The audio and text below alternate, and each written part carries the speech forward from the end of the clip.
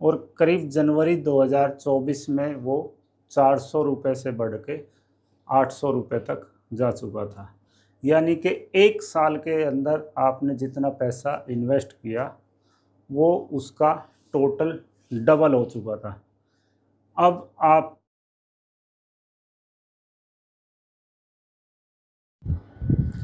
Good morning sir. Morning sir आज का topic क्या है? आज का टॉपिक है बुलिश पियर्सिंग कैंडल। नमस्कार दोस्तों, मैं सोनू स्वागत करता हूं आपका अपने यूट्यूब चैनल गुरुग्राम ट्रेडर में।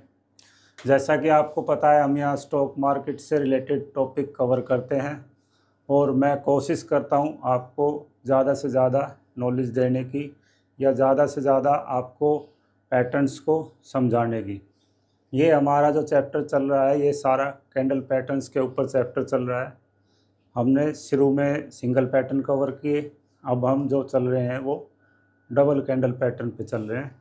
डबल कैंडल पैटर्न में मैं आपको 4 से 6 कैंडल पैटर्न कवर कर चुका हूँ और अभी जो हम कंटिन्यू चल रहे हैं वो नया चैप्टर लेके आए हम बुलिश पियर्सिंग कैंडल का। जैसा कि आपको नाम से समझ में आ रहा है कि यहाँ पे बुलिश वर्ड का यूज़ किया गया है। बुलिश वर्ड का यूज़ करने का मतलब ये है कि हम अपर साइड में देखते हैं, ऊपर की तरफ देख रहे हैं मार्केट को। उस पैटर्न के बनने के बाद हम मार्केट को अपने नज़रिए से वहाँ से ऊपर देख रहे हैं। ये कैंडल पैटर्न जब बनता है, अगर ये बॉटम पे बने तो अच्छे से काम करता है, या ये कंटिन्यू पैटर्न में भी आ सकता है। जब मार्केट कभी अपने पॉइंट पे आके रिटेस्ट करती है तो वहाँ पर ये पैटर्न हमें अगर मिले तो हमें ये हमारी इन्वेस्टिंग जर्नी में हेल्प करता है। या फिर किसी बॉटम पे हमें नज़र आए, उसके बाद कोई दूसरा पैटर्न, जो मैंने डबल कैंडल पैटर्न पढ़ाए हैं वो कोई दूसरा पैटर्न नज़र आया आपको कोई लाइन ब्रेक होने के बाद, तो हम वहाँ से बुलिश की तरफ प्लानिंग कर सकते हैं। हर कैंडल पैटर्न का अपना अलग महत्व होता है। हर कैंडल हमें दर्शाता है कि अब क्या होने वाला है या क्या हो रहा है।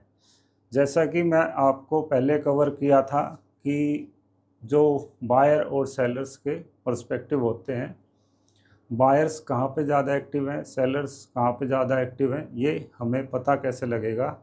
सिर्फ कैंडल से। कैंडल ही हमें बता पाती है कि यहाँ पर बायर्स एक्टिव थे या यहाँ पर सेलर्स एक्टिव थे। बार चार्ट पे या लाइन चार्ट पे जब हम काम करते हैं तो वहाँ पर एक लॉन्ग टर्म इन्वेस्टमेंट के तौर पे हम काम करने की सोचते हैं।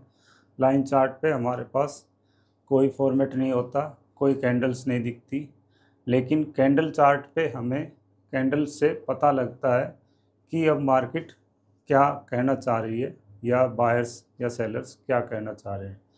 जो कैंडल्स बनती हैं ये पूरी डेटा के बेस पे बनती हैं, ऐसा नहीं कि ये बन रही हैं तो बन ही रही हैं। आपको अगर कैंडल्स के बिहाफ पे अपनी इन्वेस्टिंग जर्नी को लंबा लेके चलना है या अपनी जर्नी को स्टार्ट करना है तो आप कैंडल को अच्छे से समझेंगे, उसके पर्सपेक्टिव को समझेंगी तो आपको अच्छे से काम करने में मज़ा आएगा। जब तक हम कैंडल को अच्छे से नहीं समझेंगे तो हम कहीं ना कहीं मार खा जाएंगे। कैंडल्स के बाद जो आते हैं वो पैटर्न्स आते हैं, चार्ट पैटर्न आते हैं। चार्ट पैटर्न मैं आपको समझाऊंगा जब आगे हम कवर करेंगे। तो आज हम समझा रहे हैं, बात कर रहे हैं बुलिश पियर्सिंग कैंडल की। जैसा कि आपको चार्ट मैंने बना के बोर्ड पे दिखाया है, ये बुलिश पियर्सिंग कैंडल है। इसमें एक बेरिश कैंडल है और एक बुलिश कैंडल है। मैं आपको नए पेज पे इसको डिटेल से समझाता हूँ। जब मार्केट नीचे की तरफ गिर रही होती है तो हमें कुछ उसी टाइम फ्रेम में कुछ रेड कैंडल, कुछ ग्रीन कैंडल बनती हुई नज़र आ रही होती है।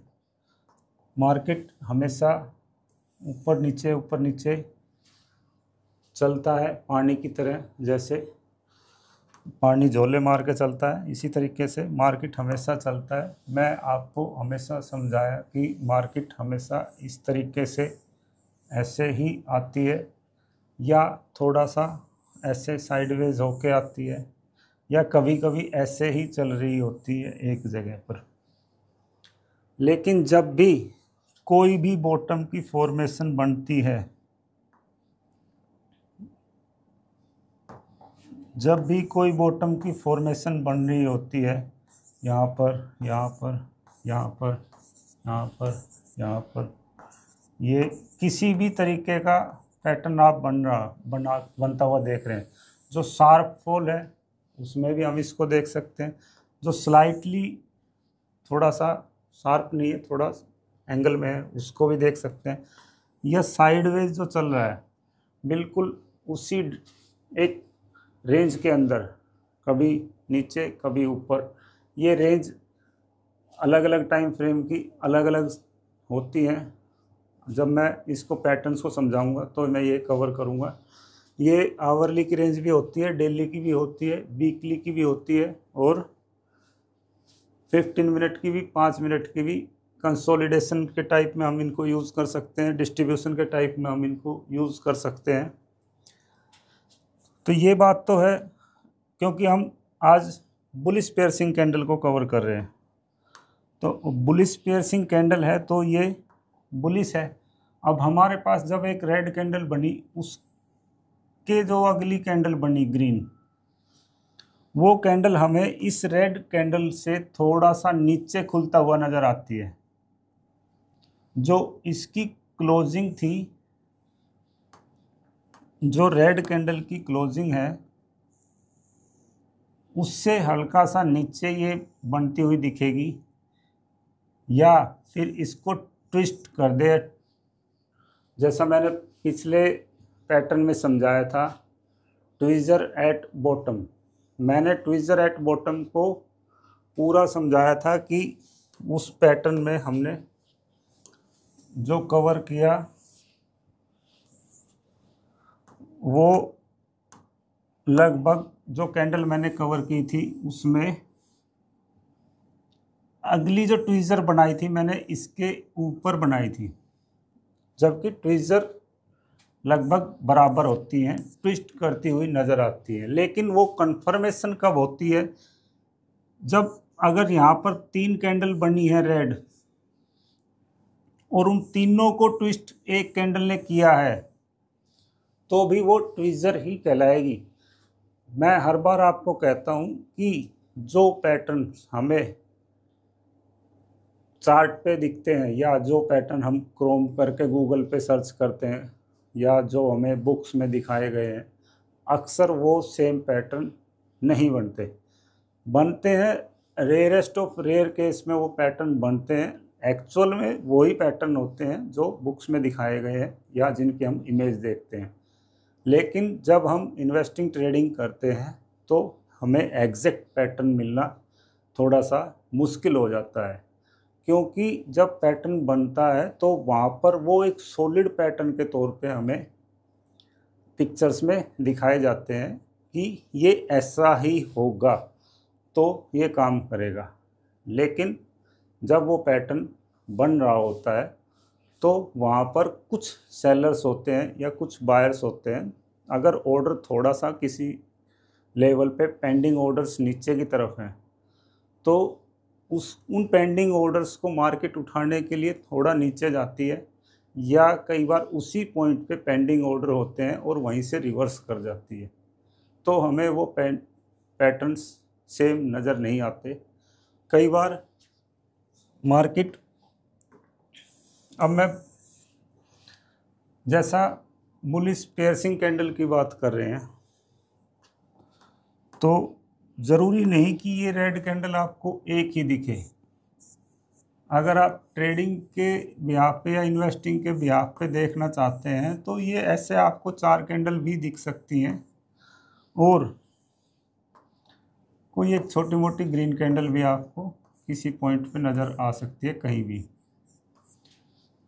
ऐसे भी दिख सकता है। हमारा मोटो क्या होना चाहिए, हमें उस पर्टिकुलर पैटर्न को समझना है कि वो क्या और कैसे काम करा। जब पैटर्न प्रिंट हो रहा होता है तो हमें पियर्सिंग कैंडल की जो बात कर रहे हैं ये इसके 50% को कवर करती है, यानी कि जो हमारी रेड कैंडल बनी यहाँ से यहाँ तक, इसका 50% से ऊपर ले जाती है। जब कैंडल भरती भरती आप एक तरीके से इसको देखिए कि ये आपको पूरा भर गया, ये एक एम्प्टी ग्लास टाइप का था आपका जो पूरा भर गया। अब पूरा भरने के बाद ये और ऊपर चला गया, भरते भरते भरते भरते भरते भरते और ऊपर आ गया। ये इसके 50% रेंज को पार कर चुका है। जब बायर्स ने ये, मैं आपको हर बार क्लोजिंग का ज़रूर बताता हूँ, इसको एक बार दोबारा से मैं आपको रिवाइज करवा रहा हूँ। ये हमारा जो क्लोज था और ये ओपन था। आपको पता है कि रेड कैंडल में ओपन ऊपर होता है और क्लोज नीचे होता है, उसी तरीके से ग्रीन कैंडल में ओपन नीचे होता है और क्लोज ऊपर होता है। इनवर्स आप इसको देख सकते हो, इधर क्लोज है उसका उधर क्लोज होगा, इसका ओपन इधर है इसका ओपन नीचे की तरफ होगा। जब सेलर्स मार्केट को लगातार नीचे की तरफ ला रहे थे धकेलते हुए, सारी कैंडल्स नीचे की तरफ बढ़ रही थी, तो इस लेवल पे आकर प्राइस क्लोज हुआ। जब यहाँ पर आकर प्राइस क्लोज हुआ तो आफ्टर मार्केट जब सेटलमेंट होती है और सुबह मार्केट खुलती है तो कई बार क्या होता है, मार्केट हमारी गैप डाउन खुल जाती है।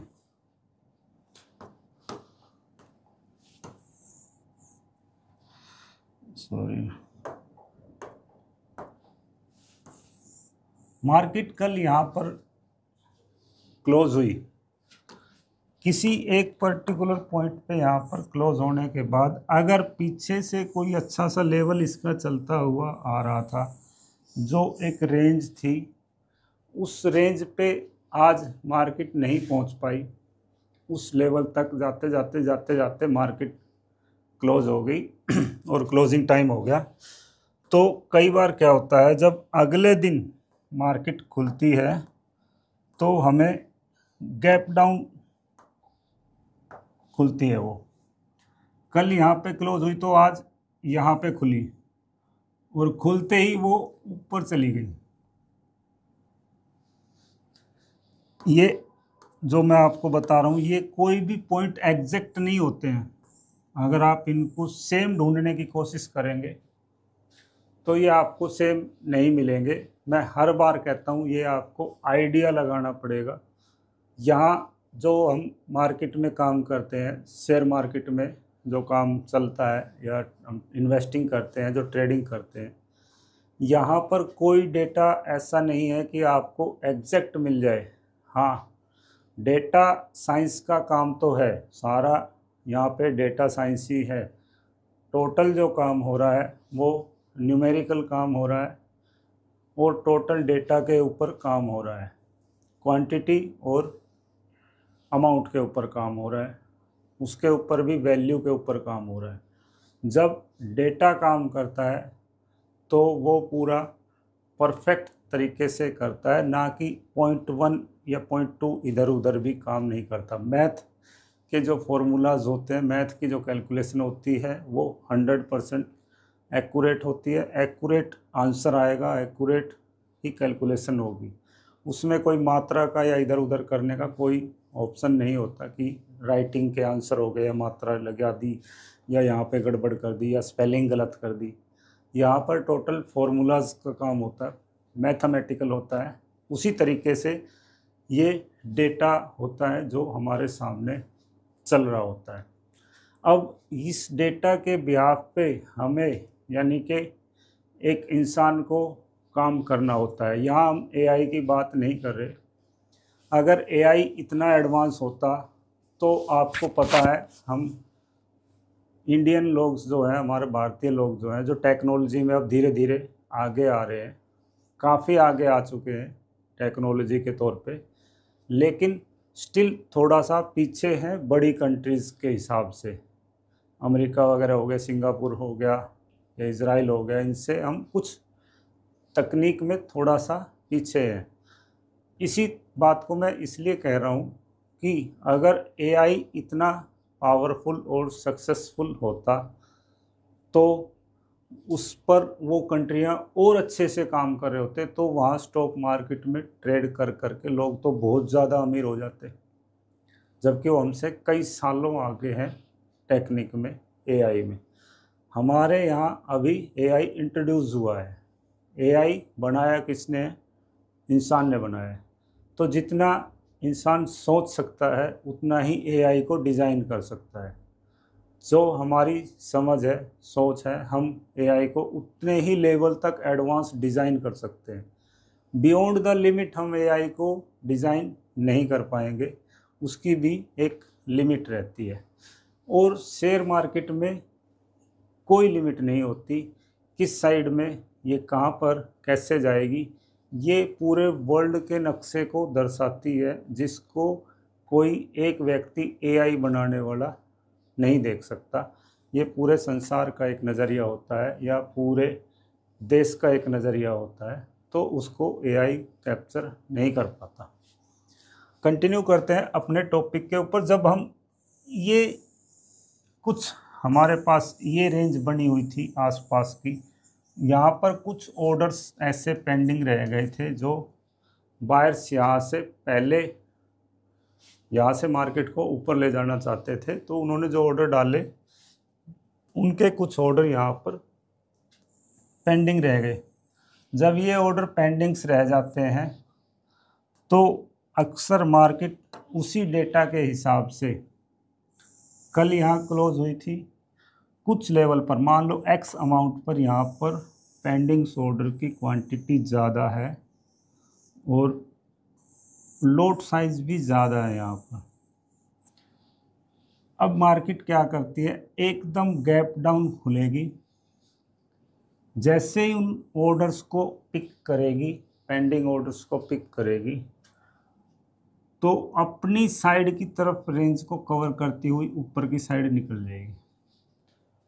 ऐसा हमेशा नहीं होता, ये कभी कभी हम बॉटम को फाइंड करने की कोशिश करते हैं, तब तो वहाँ पे हमें पैटर्न नज़र आए, तब हम इसको ट्रेड या इन्वेस्ट कर सकते हैं, या कंटिन्यूएशन की पैटर्न में ऐसा चल रहा हो तब ये ऐसे काम कर सकता है।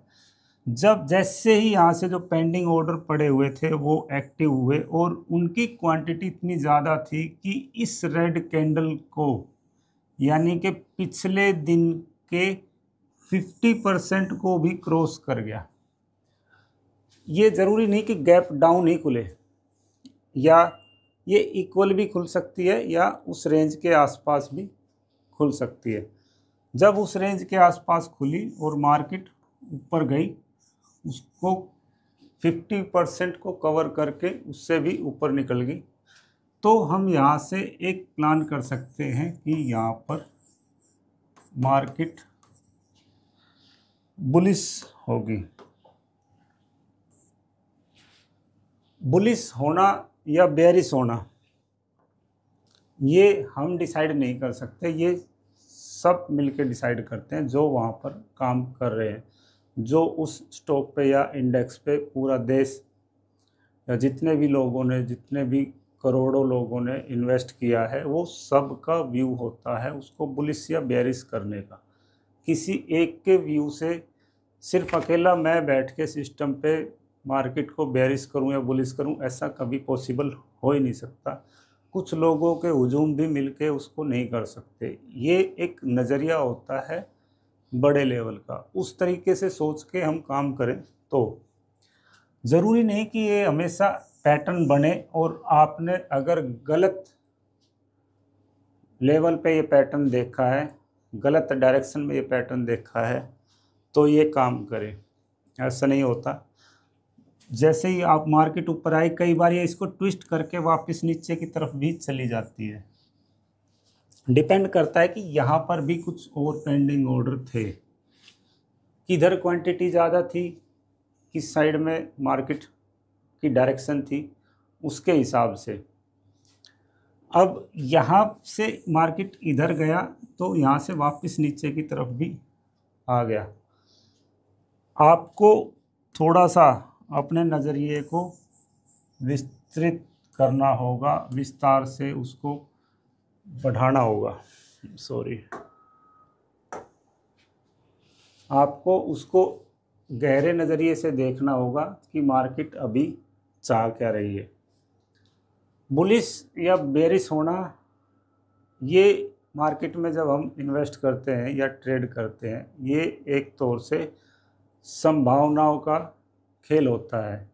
अब उस संभावना में कितनी ज़्यादा संभावना उसके ऊपर जाने की है, कितनी ज़्यादा संभावना उसके नीचे की तरफ जाने की है, तो हम वहाँ पर अपना पैसा लगाते हैं। हमें उसके जो चार्ट को देखकर जो हमारे व्यूज़ होते हैं वो 50% से ऊपर व्यूज़ होंगे कि इतना ज़्यादा संभावना है ऊपर जाने की, तो हम उस पर अच्छे से काम कर पाते हैं।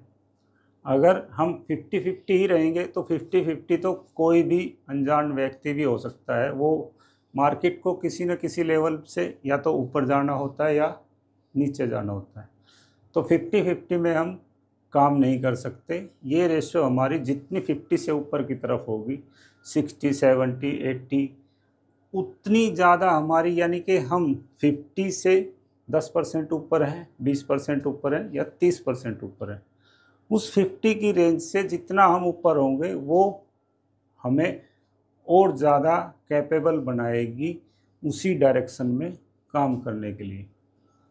हमारी जो लर्निंग्स हैं वो उस 50 रेंज पे नहीं होनी चाहिए, 50 से अबव हो, चाहे जितनी भी हो। अब मैं ये पैटर्न आपको चार्ट पर समझा देता हूँ। उम्मीद करता हूँ थोड़ा अच्छा समझ में आया होगा। अगर कहीं पे डाउट है तो आप मुझे कमेंट में पूछ सकते हैं। ये सिंपली मैं आपको एक चीज़ बताना चाह रहा हूँ कि ये जो पैटर्न हमें दिखा है,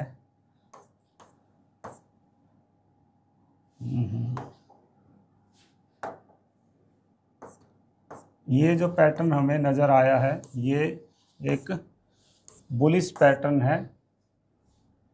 मार्केट इसको बुलिश के तौर पे देखती है, या हम इसको बुलिश के तौर पे देखते हैं। दोबारा रिपीट करता हूँ, सेम लेवल पे खुला हो या उससे थोड़ा सा नीचे खुला हो, 50% को कवर किया हो, ऊपर की तरफ जा रहा हो, तो ये पैटर्न्स काम करता है। डिपेंड करता है आपकी लर्निंग्स के ऊपर। एक बार चार्ट पे चलते हैं, थोड़ा सा देखने की कोशिश करते हैं कि ये हमें कैसे होगा। ये जो चार्ट है हमारे पास टाटा मोटर का चार्ट है।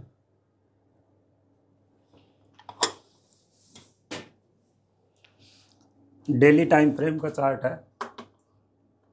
आप इसको 28 मार्च 2023 में ये पैटर्न हमें नज़र आ रहा है, जो मैं अभी आपको कवर कर रहा था,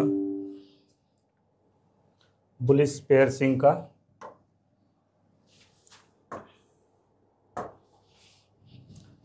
सेम ऐसा ही हुआ है, लगभग बराबर लेवल पे के आसपास में ये पैटर्न बना है। जहाँ पे कल मार्केट क्लोज हुई थी उसके आसपास में ही ओपन हुई, और वहाँ से इस पिछले दिन की पूरे दिन की गिरावट को इसने 50% से ज़्यादा कवर किया। ये करीब यहाँ पर 50% हो रहा है, थोड़ा और नीचे है, उससे करीब 10 5% 10% के आसपास एक्स्ट्रा ऊपर, या करीब 60% के आसपास इसको कवर किया। जब ये यहाँ से ऊपर की तरफ जा रही थी तो इसके 50% की रेंज से मार्केट निकल गई, और निकलने के बाद यहाँ पर एक व्यू डेवलप हुआ कि मार्केट यहाँ से ऊपर की तरफ है। आपको शायद दिख रहा होगा अच्छे से, मैं फिर बता दूं आपको। हम इसको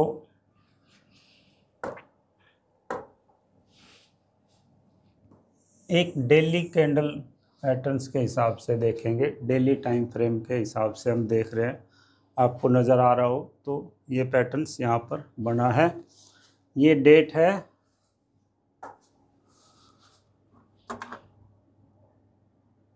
29 मार्च 2023 की। टाटा मोटर का चार्ट है। आप इसको किसी और चार्ट पे भी देख सकते हो, कोई और कंपनी के किसी भी स्टॉक पे देख सकते हो, आप इंडेक्स पे देख सकते हो, कहीं भी देख सकते हो। ये सिर्फ एक एग्जांपल है, ऐसा नहीं है कि टाटा मोटर में बना तो टाटा मोटर ही चला जाएगा। हम कोई और स्टॉक भी देख सकते हैं, कोई और इंडेक्स भी देख सकते हैं। ये एक जस्ट एग्जांपल है आपको समझाने के लिए।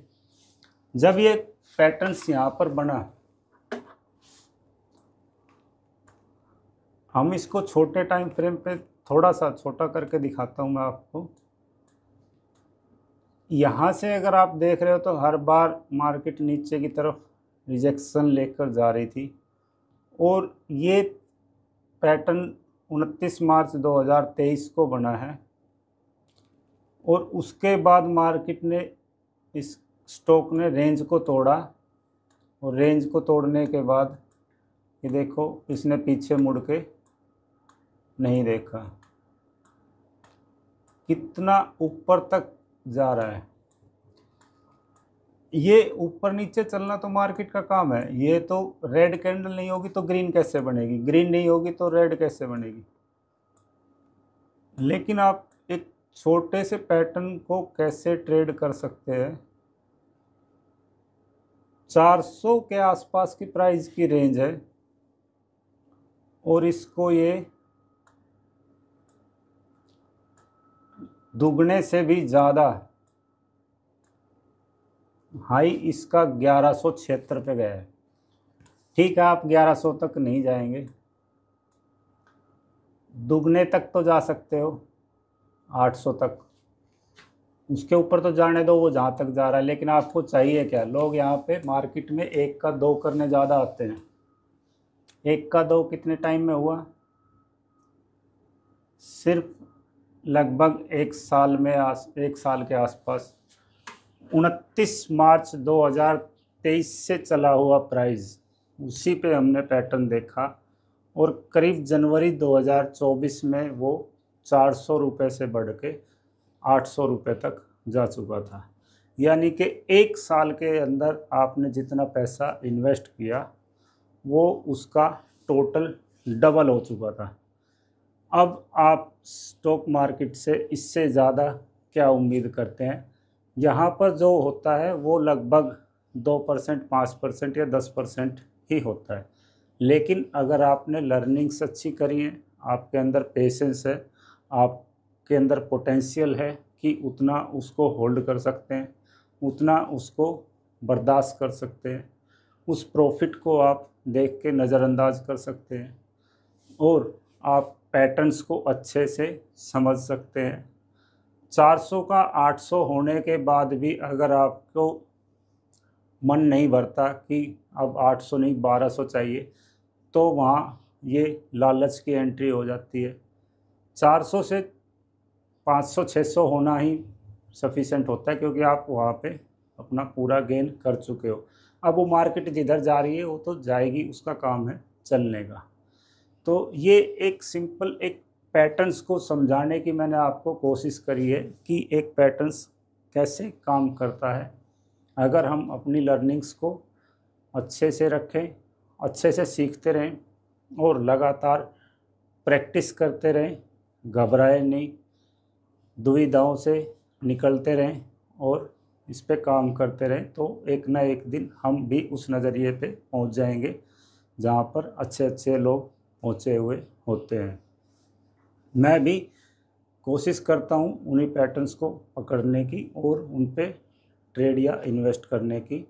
मेरी जर्नी बहुत अच्छी चल रही है, उम्मीद करता हूं आपकी भी जर्नी अच्छी चले। तो इसी के साथ ही मैं अपनी वीडियो को यहाँ पे समाप्त करूँगा और एक उम्मीद करता हूँ कि आप मेरी वीडियोस को हमेशा की तरह लाइक करेंगे, शेयर करेंगे, सब्सक्राइब करेंगे। जब आप चैनल पे आकर वीडियोस को देखते हैं, लाइक करते हैं और कमेंट करते हैं तो मुझे बड़ा अच्छा लगता है। इससे मुझे मोटिवेशन मिलती है कि मैं आपको और अच्छे से डिलीवर करूं, उन पैटर्न्स को और अच्छे से समझाने की कोशिश करूं। जो पैटर्न्स और बचे हुए हैं ये कंटिन्यू मैं इनको कवर करता जा रहा हूं और कोशिश करूंगा सारे पैटर्न्स आपको अच्छे से समझाने की। ये वीडियोस लंबी हो जाती हैं क्योंकि मैं 5 मिनट में भी इसको ख़त्म कर सकता हूं, लेकिन 5 मिनट में ख़त्म करने से आप उसको अच्छे से नहीं समझ पाओगे। बिहाइंड द सीन क्या चल रहा है वो अच्छे से डिटेल से बताऊंगा, तभी आप समझ पाओगे।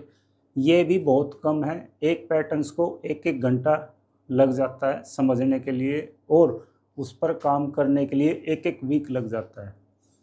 तो आप इसको लगातार देखते रहिए और इसकी प्रैक्टिस ज़रूर करिए। जो पैटर्न्स मैं आपको समझा रहा हूँ इनकी प्रैक्टिस करना बहुत ज़्यादा ज़रूरी है।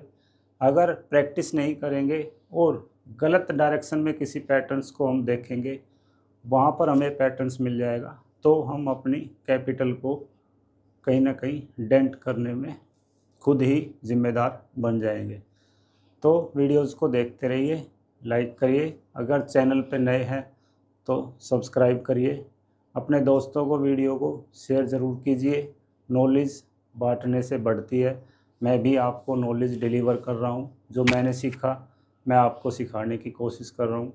इसी तरीके से आप भी इन वीडियोस को आगे भेज के किसी अपने दूसरे भाई बंधु को हेल्प कर सकते हैं उसकी लर्निंग जर्नी को अच्छा बनाने के लिए। अगर आपको मुझसे कोई और क्वेरी है तो आप चैनल पे कमेंट कर सकते हैं। मेरा मेल आईडी डिस्क्रिप्शन में दिया हुआ है, मुझे मेल कर सकते हैं, बात कर सकते हैं, पूछ सकते हैं। इसी के साथ मैं ये वीडियो ख़त्म करता हूँ। नमस्कार, धन्यवाद।